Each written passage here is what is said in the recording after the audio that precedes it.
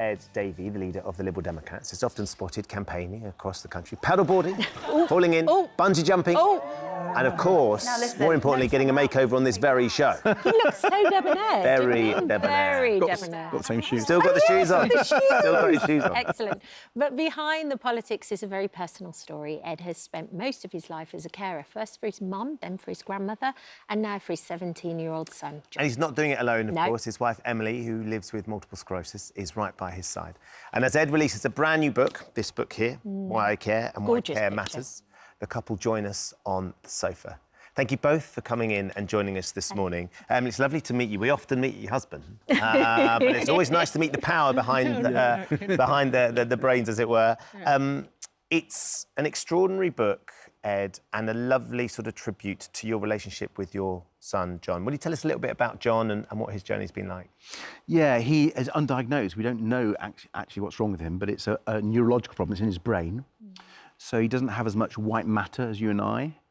Something called the cerebellum at the back of his brain is smaller. And what that means is he finds walking really difficult and moving generally quite difficult. He finds communication and speaking very difficult. It's affected his muscles and his balance. So we at first thought it was cerebral palsy. And so it's similar. When you look at it, you think, oh, he's got cerebral palsy, but he doesn't have it. And because it's undiagnosed, you're on this sort of journey, both with the people in the health service and other carers. And but we just accepted it, you know. He's our wonderful boy, and we've tried to make him or help him become as independent as possible, strong as possible. Yes. So he does tricycling and what other things? Well, he loves riding his tricycle. He goes rock climbing, which is wonderful.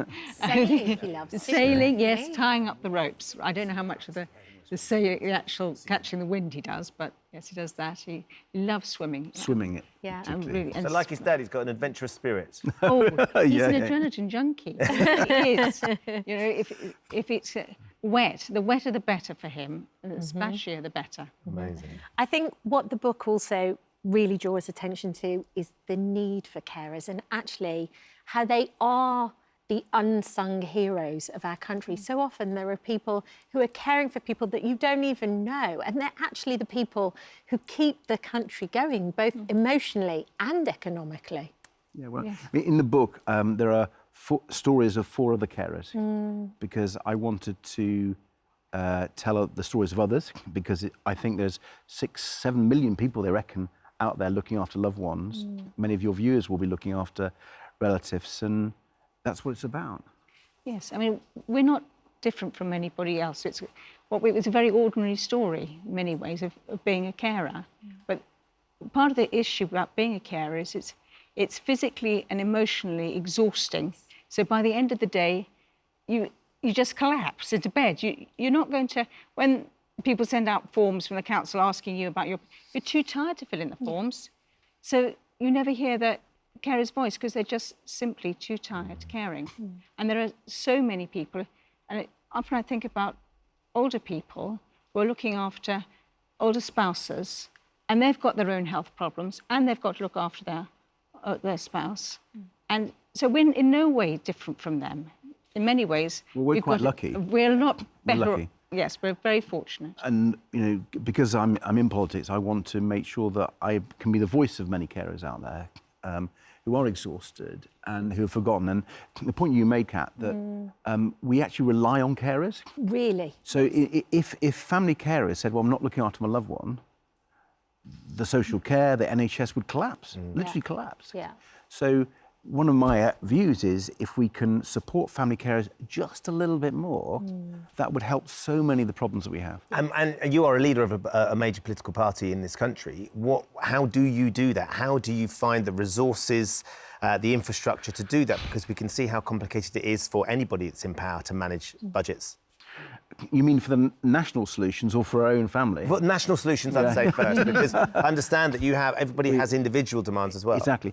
I mean, nationally, we just want to keep talking about it because if you look over the years, politicians and governments have kicked the can down the road. They've not faced up to it. They've not known what the solutions are.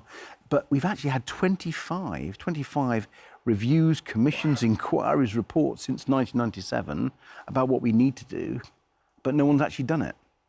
So, and the current government's set up another commission, but not to report for 3 years and not to implement any recommendations it may have for another 10 years. So that's just, again, delaying. Down the road. And so I want to, whether it's writing the book or coming on this morning or whatever it may be, try to make sure it's in the political discussion and not forgotten about as it so often is.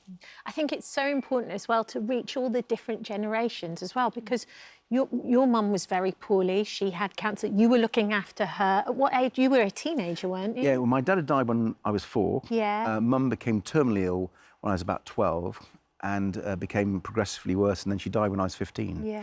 So my brothers and I, with my nana and granddad, we were the carers for my mum. And there's a whole generation of young people as well doing this great job too. Oh, there are, well, nearly 1 million young carers, we reckon. Yes, yes. They don't see themselves as carers at all. Yeah. I mean, we didn't even know the term young carer when I was a kid looking after my mum. But they miss out on education, on lots of life opportunities. And if we can support them, I think we can just be better as a country. And these 2 wonderful young carers have written in the book. And, you know, sometimes caring can be really tough. So there's a wonderful woman called Hannah who writes about how she looked after her mum when she was just an infant, really, in primary school. And her mum was abusive to her. Oh. So lonely as well. I so think. isolated. Yeah. And that's why I always think I've been lucky, because, you know, I knew my mum and dad loved me, even though they left us early. And I was in a loving family. We're a loving family with our son.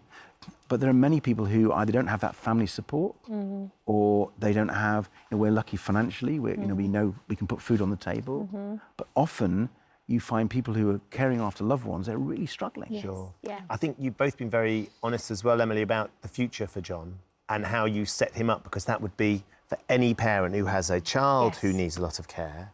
The sort of the fear and the worry is what happens down the line for him. And that's unfortunately, that's the reality of it, isn't it? It is, and I suppose part of the issue about being a carer is that a lot of your time is spent on just dealing with the immediate, and you aren't great at looking to the future and just managing week by week. But you can have hopes and dreams, and you can put down all sorts of, you know, I'm a solicitor profession, but I could have trusts and everything, all sorts of ideas like that. But really, unless we have a caring community, nothing is going to work, because you can't force people to love people. You can't force people to care. But what you can do is create a community that cares, that people actually acknowledge carers and see the importance of carers, and enable people, allow people to get on with caring. So when he's older, he's living on his own, there is that support and that acknowledgement that the people they're caring for are important and the people who are doing the caring are important. That's the only solution I can see.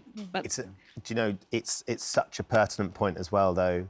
And as you've done, Ed, with the book, and you alongside him, and the Party Political broadcast that really cut through where we saw you with John and your family life, is doing exactly that. Thank you for popping in today and sharing your thoughts. Incredible team. Ed's book, Why I Care and Why Care Matters, is out now. It's lovely to see you. Thank you very much. Thank you very much indeed. Thank you. It's